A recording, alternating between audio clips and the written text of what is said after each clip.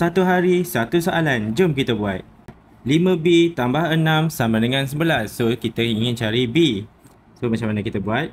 5B sama dengan 6. Kita pindah ke sana. Jadi, positif akan jadi negatif. 11 tolak 6.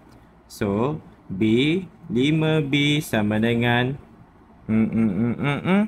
5.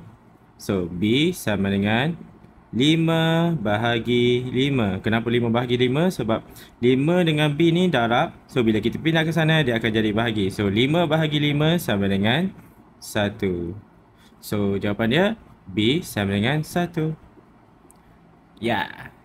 Okay, untuk pelajar tingkatan 1 yang dah nak exam tu, okay, korang boleh beli buku Galus ni sebab sangat-sangat membantulah. Okay, kenapa? Dekat tepi ni dia dah ada tutorial dah ada tunjuk macam mana cara, okay, yang lebih kurang sama. So, apply je dekat sebelah ni. Okay, jadi macam mana nak dapat buku ni? Boleh beli di beg kuning ni.